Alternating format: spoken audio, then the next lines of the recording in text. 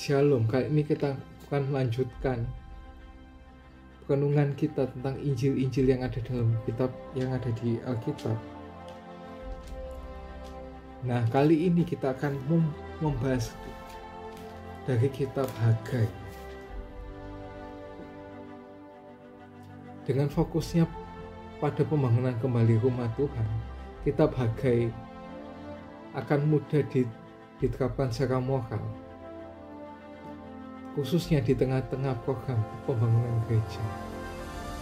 Kunci untuk menerapkan kitab ini dengan cara yang pusat pada Injil adalah dengan melihat bahwa bait suci seperti kemah suci sebelumnya adalah simbol yang terlihat dari Allah yang tinggal di antara umat-umatnya.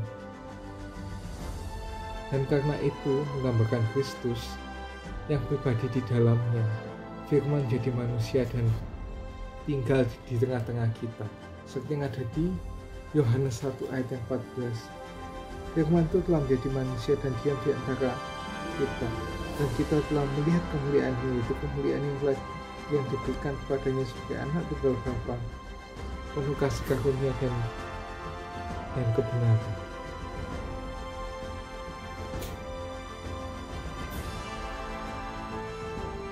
Kristus sendiri adalah bait suci yang baru dalam perjanjian baru, seperti yang ada di Yohanes 2 ayat 19.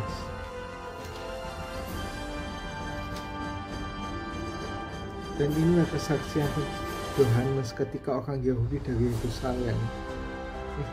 2 ayat 29. Salah lagi. 2 ayat 29. 2 ayat 29. 2 ayat 19. Jawab Yesus kepada mereka, "Kombak bait Allah ini dan dalam 3 hari aku akan mendirikannya kembali." Jadi pesan kitab ini bagi orang Kristen bukanlah terutama tentang restorasi bangunan di Yerusalem,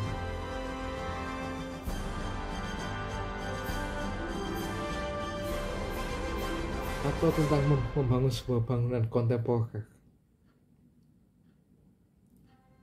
Hagai sepenuhnya tentang pekerjaan yang terus-menerus untuk membangun umat Allah, yaitu sebuah pekerjaan yang terutama adalah pekerjaan Allah, seperti yang ada di Matius 16 ayat yang 18. Tetapi sebuah pekerjaan di mana Ia melalui Roh-Nya yang mengundang kita untuk berpartisipasi.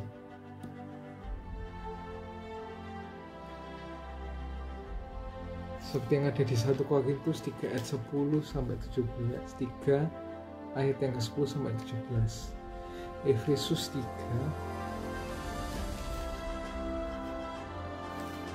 ayat 10 sampai 17.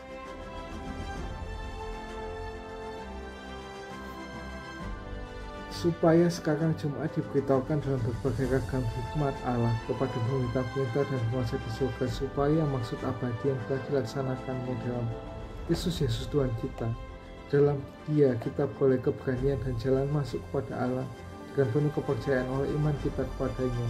Sebab itu aku minta kepadamu supaya kamu jangan tawar hati melihat kesesakanku karena kesesakanku itu adalah kemuliaan-Mu. Itulah sebabnya aku sujud kepada Bapa. Efesus 2:16 ayat 22 maksudnya. Dan untuk mendamaikan keduanya dalam satu tubuh Allah oleh dengan kayu salib menyiapkan persetujuan pada salib itu. Ia datang memberikan damai sejahtera kepada kamu yang jauh dan damai sejahtera pada mereka yang dekat.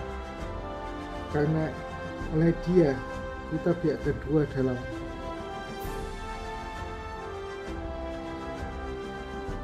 satu roh yang merupakan jalan masuk pada Bapa. Hal yang tadi 10:17 itu di 1 Korintus.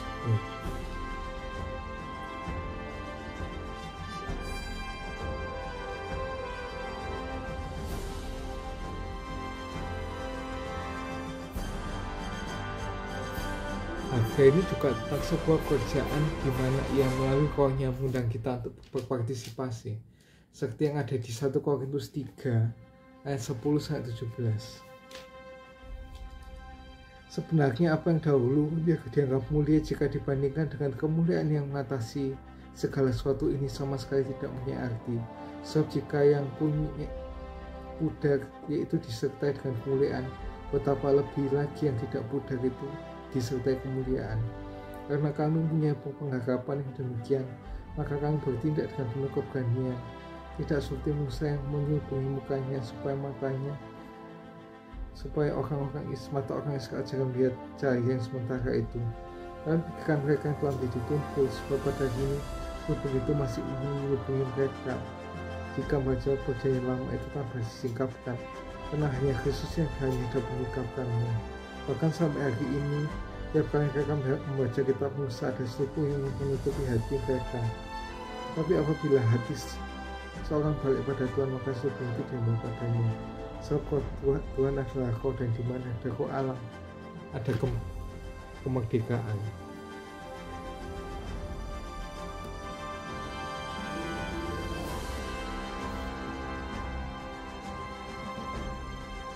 Kaitan penting lainnya dengan Injil adalah melalui Zerubabel, keturunan setia Daud yang memimpin umat dalam pemberian bait suci. Meskipun kakek Zerubabel, Yehoyakim, yang juga dikenal sebagai konyol, sebelumnya telah dibuang-buang seperti cincin materai yang tidak diinginkan. Melalui Zerubabel yang terdiri dari garis keturunan Daud yang dipulihkan. Dengan di Hagai 2 ayat 19 sampai 23, ayat 21 sampai ayat 23, Hagai 2 ayat 21 sampai 23. Maka datanglah 121 sampai 24. Maka datanglah firman Tuhan untuk dua kalinya kepada Hagai tanggal 20 bulan 4 itu, dan kata, katakanlah pada Zerubabel bupati Yehuda begini, aku akan membacakan langit dan bumi dan memutar balikan tata raja-raja, aku akan memenangkan kekuasaan kerajaan bangsa-bangsa, akan memutar balikan kereta kendaranya, kuda dan pengendaranya, akan mati kebal masing-masing oleh pedang temannya. Pada waktu itu demikianlah firman Tuhan semesta alam, aku akan mengambil engkau, hai Zerubabel bin Sealtiel, hambaku, demikian firman Tuhan, dan menjadikan engkau seperti cincin materai, dan engkaulah yang kupilih. Demikianlah firman Tuhan semesta alam. Zerubabel adalah salah satu leluhur Kristus yang ada di Matius 1 ayat yang ke-12. Sesudah dalam pembuangan ke Babel, Yehokonya memperanakan Sealtiel memperanakan Zerubabel, dan menggambarkan semangat setianya untuk membangun rumah Allah, seperti ada di Yohanes 2 ayat 17.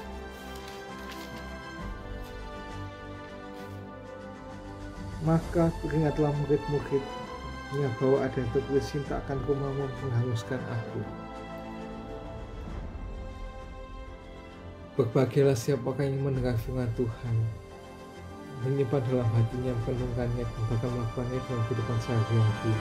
Ia seperti orang yang mendirikan rumah di atas batu, dan apabila ada angin yang menerjangnya, rumah itu tidak akan roboh.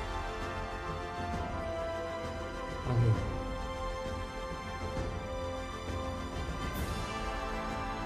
Jangan lupa like, subscribe, dan share jika kalian terbantu dengan konten ini. See you and God bless you.